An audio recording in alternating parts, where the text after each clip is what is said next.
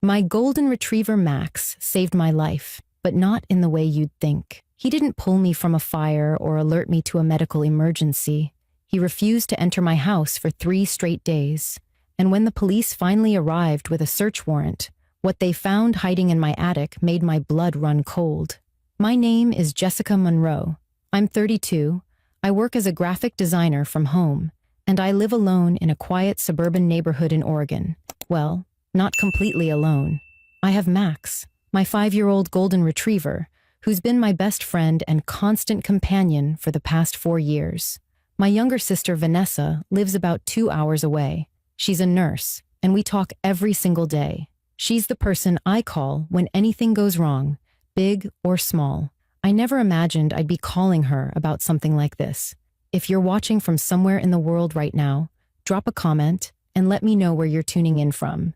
And hit that subscribe button, because this story will change the way you look at your pets forever. 6 months ago, I bought my first house. It felt like the perfect fresh start after my divorce. The house was built in the 1940s, one of those charming older homes with hardwood floors that creak when you walk, and windows that let in the most beautiful morning light. It had character, history, and most importantly, it was mine. The best part was the large attic space on the second floor. I had all these plans to convert it into a home office, somewhere I could work without distractions, and maybe finally organize all the boxes I still hadn't unpacked. My life had fallen into a comfortable routine. I'd wake up around 7, take Max on a long walk through the neighborhood, come back and make coffee while he sprawled out on the kitchen floor. I'd work at my desk in the living room until lunch. Then we'd spend time in the backyard. Max would chase squirrels while I'd sit on the porch steps with my laptop, enjoying the fresh air. Evenings were our time to relax together on the couch, him curled up next to me while I watched TV or read. It was simple, peaceful, and exactly what I needed. Max was the easiest dog I'd ever known. He had his quirks like any dog, but he was predictable. He loved his routine as much as I did. Every morning, same walk route. Every evening, same spot on the couch. He was friendly with neighbors, great with kids, and never caused any trouble. That's why what happened on that Tuesday evening in late September caught me completely off guard. We'd just finished our usual evening walk. The weather was perfect. That early fall temperature where you need a light jacket, but the air still feels warm. Max had been his normal self the entire time, sniffing every tree, wagging his tail at passing joggers, pulling me toward the park like he always did. But when we got back to the house and I opened the front door, Max stopped dead in his tracks. He planted his feet firmly on the porch and refused to move forward. I thought he was being playful at first, maybe wanting to stay outside a little longer. I laughed and tugged gently on his leash. Nothing. I walked inside and called him. He sat down on the porch and stared at me. I grabbed his favorite treats from the kitchen, the ones that usually make him do backflips. I held them right at the doorway. He looked at the treats, looked at me, and then backed away from the door. I tried everything. His squeaky toy, his food bowl, even brought his water dish to the front step. Max just whined softly and laid down on the porch, his eyes locked on the open doorway like there was an invisible wall he couldn't cross. After 20 minutes of trying every trick I knew, I gave up. I sat down next to him on the porch steps, completely confused. Max rested his head on my lap and let out this long, heavy sigh. He wasn't acting sick or scared exactly. He was acting protective, almost like he was trying to keep me from going inside. But that didn't make any sense. We'd only been gone for 40 minutes. Nothing could have changed in that time. I ran my hand through his soft fur and looked at our house, the lights glowing warmly through the windows. Everything looked completely normal. I had no idea that normal was about to disappear. Wednesday morning arrived, and Max still wouldn't budge. I'd spent the entire night on the porch with him, dozing off in short, uncomfortable intervals while he stayed alert, his ears twitching at every sound. When the sun came up, I tried again to coax him inside. Same result. He backed away from the door like it might bite him. I was exhausted, confused, and starting to worry that something was seriously wrong with him. I called Vanessa while making coffee in the kitchen, keeping the front door open so I could see Max waiting on the porch. She answered on the second ring, her voice still groggy from her night shift at the hospital. I explained everything, and she immediately suggested Max might be sick or traumatized by something inside the house. Maybe there was a dead animal somewhere, or a gas leak, or some smell that only he could detect. That made sense to me, so I spent the next hour searching every single room. I checked under furniture, inside closets, behind appliances. I opened the basement door and walked down with a flashlight. Nothing looked disturbed. No strange odors, no signs of animals, no leaks. Everything was exactly as I'd left it yesterday. I opened every window in the house, thinking fresh air might help if there was some scent bothering him. Max approached the doorway when I called him, stretched his neck forward to sniff, and immediately flattened his ears against his head before backing away again. The look in his eyes wasn't confusion anymore. It was fear. By Wednesday afternoon, I knew I needed professional help. I loaded Max into my car, which he jumped into happily, and drove to our vet's office. Dr. Raymond Chen had been Max's vet since I adopted him, and he knew Max's entire medical history. I explained the situation while Dr. Chen examined him thoroughly. He checked Max's heart rate, his breathing, looked in his ears and eyes, felt his stomach and joints. After 20 minutes of tests, Dr. Chen smiled and told me Max was in perfect health. His vitals were strong, he showed no signs of pain or illness, and he was responding normally to every physical test.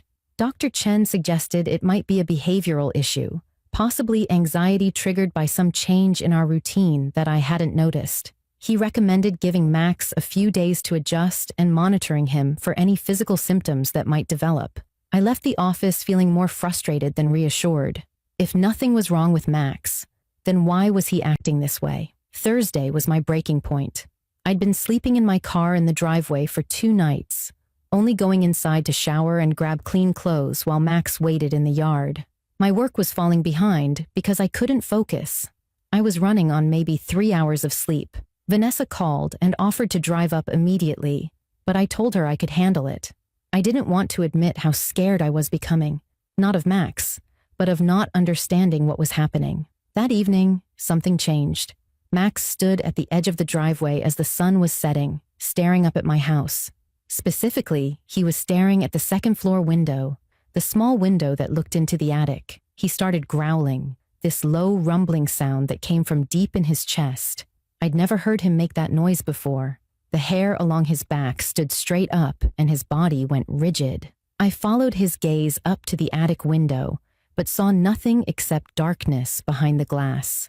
The street was quiet. The neighbors were inside having dinner, and there I stood in my driveway, with my dog growling at my own house like it was haunted. Friday morning, I decided to call an animal behavioral specialist. Before I could even look up phone numbers, I heard a car door slam. 2 people in business casual clothes were walking up my driveway. The woman held up a badge. She introduced herself as Detective Lauren Briggs and her partner as Detective Marcus Wade. They asked if I was Jessica Monroe, if I lived alone, and if I'd noticed anything unusual lately. When I told them about Max refusing to enter the house for 4 days, their faces changed completely. Detective Briggs looked at her partner, then back at me, and asked for permission to search my house. Specifically, she wanted to search my attic. My heart dropped into my stomach. Detective Briggs must have seen the color drain from my face because she immediately asked if we could sit down. We stayed outside on the porch steps with Max between us, and she explained everything in a calm, steady voice that somehow made the words even more terrifying. They'd been tracking a suspect for 3 weeks, a man named Dylan Crow, who was wanted for multiple breaking and entering incidents. Across our county, he wasn't just a regular burglar. He had a disturbing pattern of hiding in the vacant spaces of homes where people lived alone, mostly women. Attics, basements, crawl spaces, anywhere he could stay concealed for days at a time. He would watch the residents, learn their routines, and in 2 confirmed cases, he'd assaulted his victims when he decided the time was right.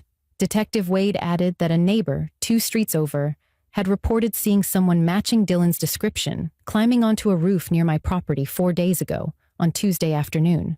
They'd spent the past day reviewing security footage from homes in the area and found grainy video of a man entering through my attic vent while I was out walking Max. That was around 5 in the evening, right before Max refused to come inside. I couldn't breathe. My hands started shaking so badly that Detective Briggs gently took my phone from me when I tried to hold it. She asked if there was someone I could call, someone who could come stay with me. I managed to whisper Vanessa's name, and Detective Wade dialed the number for me. When my sister answered, I couldn't form words. Detective Briggs took the phone and explained the situation in that same calm voice, while I sat there trying to process what I was hearing. Someone had been living in my attic for 4 days. Someone had been in my house, above my bedroom, while I slept in my car outside because my dog knew. Max knew.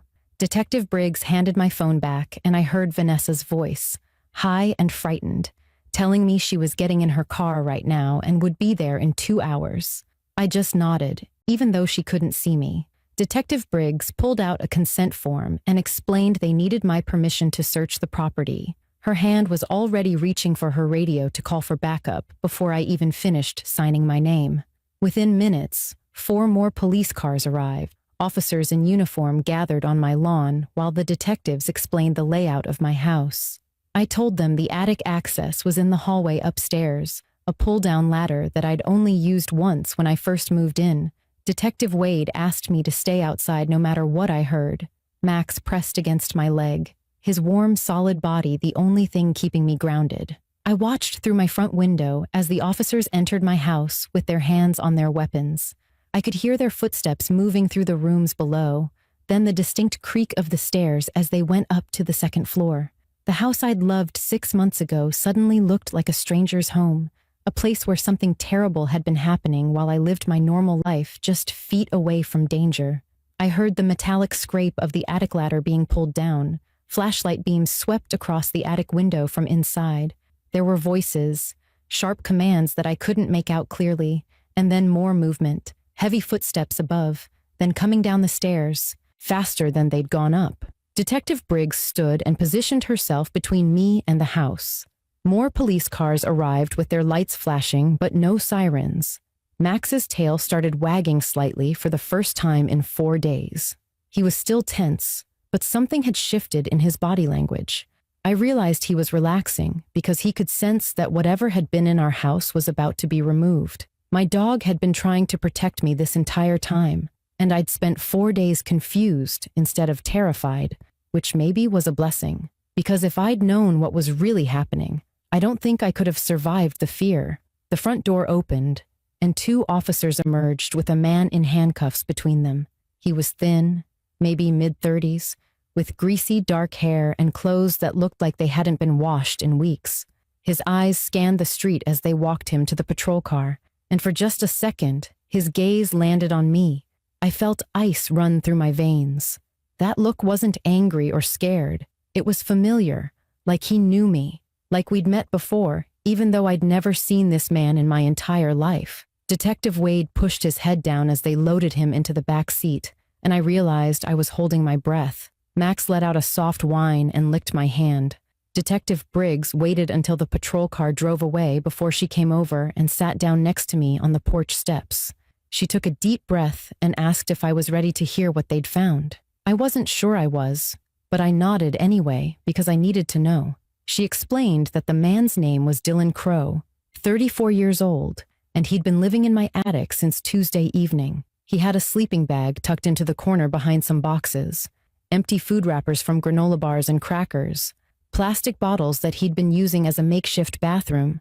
But the worst part, the part that made Detective Briggs pause and choose her words carefully, was the notebook. Dylan had been keeping detailed notes about me, what time I woke up each morning, when I showered, how long I worked at my desk, what I made for meals, when I went to bed. He'd been watching me through the gaps in the attic floorboards and the air vents. The attic in those old houses isn't completely sealed off from the rooms below, and he'd found the perfect spots where he could see into my bedroom and the hallway. He knew my entire routine better than I knew it myself. Detective Briggs showed me a photocopy of 1 page from his notebook, and my stomach turned. He'd written my schedule hour by hour for 3 full days.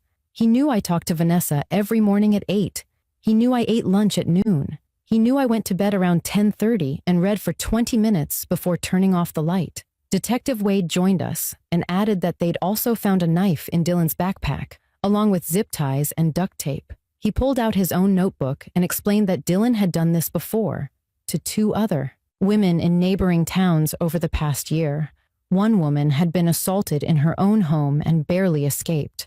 The other had woken up to find him standing in her bedroom. Both cases were still open investigations because Dylan had disappeared before the police could arrest him.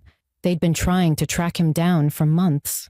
Detective Wade's voice got quieter when he said that Dylan had written plans in his notebook for Friday night, for tonight, after I would have gone to sleep. He didn't tell me specific details of those plans, and I didn't ask. The look on his face told me everything I needed to know. If Max hadn't refused to enter the house, if I'd forced him inside or taken him to a kennel thinking he was being difficult, I would have been alone in that house for 4 nights, with a dangerous man living 10 feet above my bed, planning when and how to attack me. I couldn't hold it together anymore. I wrapped my arms around Max and sobbed into his fur. He stayed perfectly still and let me cry, occasionally licking my face like he understood I needed him. A car pulled up fast, and Vanessa jumped out before it even fully stopped. She ran across the lawn and pulled both of us into her arms. We sat there on the porch, the 3 of us holding each other, while police officers moved in and out of my house collecting evidence. Detective Briggs told me I'd need to stay somewhere else for a few days while they processed the crime scene. I couldn't imagine ever stepping foot in that house again. Max wagged his tail fully for the first time since Tuesday, sensing somehow that the danger had passed and I was finally safe. I stayed with Vanessa for 2 weeks and honestly couldn't bring myself to even drive past my house during that time. Every time I closed my eyes, I pictured that man in my attic, watching me through the floorboards, listening to my phone conversations, learning everything about my life while I had no idea he existed. Vanessa took time off work to stay with me those first few days because I couldn't sleep. I'd wake up multiple times each night in a panic, convinced someone was in the room. Max slept pressed against me every single night, and his presence was the only thing that helped me feel even remotely safe. The police investigation moved quickly once they arrested Dylan. Detectives found evidence in his belongings that connected him to 4 other cases, not just the 2 they'd originally known about. 4 women who had experienced the same nightmare I almost experienced. 2 of them came forward after hearing about the arrest and shared their stories with investigators. Both mentioned that their pets had acted strangely before the attacks. One woman's cat had refused to stop yowling at the ceiling. Another woman's dog had barked at the basement door for days. They'd both dismissed it as animal behavior and never imagined the real reason behind it. After 2 weeks, I knew I had to go back. Vanessa drove me to the house and we walked through it together with Max leading the way. The police had finished processing the scene and removed all of Dylan's belongings, but I could still feel his presence somehow. The attic felt especially wrong. Vanessa helped me that entire first weekend. We installed a complete security system with cameras on every corner of the house, motion sensors on all the doors and windows, and an alarm that would alert the police directly if it was triggered. We changed every single lock, and I had a contractor come out to permanently seal the attic vent from the outside so no one could ever enter that way again. I couldn't afford to convert the attic into an office anymore after paying for all the security upgrades, but I didn't care. I never wanted to go up there again anyway. The most important change I made was adopting a second dog. I found Luna at a rescue shelter, a 3-year-old German Shepherd mix who'd been returned twice by families who said she was too alert and barked at everything. That sounded exactly like what I needed. Max and Luna bonded immediately, and having both of them in the house made me feel protected in a way the security system never could. It took months before the house started feeling like mine again. I moved my desk to a different room because I couldn't work in the spot where Dylan had watched me from above. I rearranged furniture and painted walls, anything to make the space feel different from what it had been. Vanessa visited every weekend for the first 2 months, and slowly, very slowly, I started sleeping through the night again. The court proceedings were difficult. I had to testify about what happened and see Dylan again in that courtroom, but knowing he was going to prison for a long time helped me move forward. He was sentenced to 18 years for multiple charges, including stalking, attempted assault, and breaking and entering. The judge specifically mentioned that Max's behavior had likely saved my life, which made me break down crying right there in court. I decided to share my story publicly because I wanted other people to understand something crucial. Trust your animals.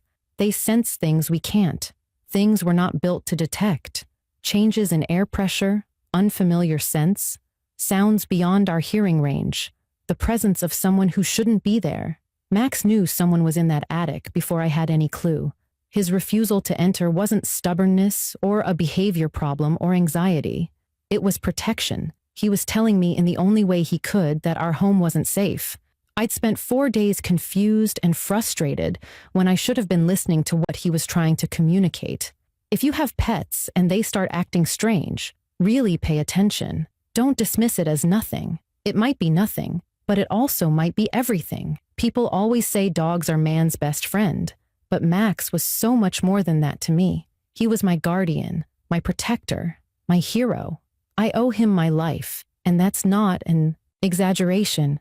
Now, every time he hesitates at a door, or stares at something I can't see, or growls at a sound I didn't hear, I stop and pay attention. Because the one time I didn't listen carefully enough, I almost didn't get a second chance. Max is 9 years old now, and Luna just turned 6. We still live in that house, the one that almost became the worst mistake of my life, but instead taught me the most important lesson I've ever learned. Every evening, the 3 of us sit together in the backyard and watch the sun set. Max rests his head on my knee like he always does, and I scratch behind his ears while telling him thank you. I'll never stop thanking him. If this story made you think differently about the pets in your life, hit that subscribe button and drop a comment telling me about a time your pet warned you about something. I read every single comment and I'd love to hear your stories. Trust your instincts, trust your gut, and most importantly, trust your animals. They might just save your life.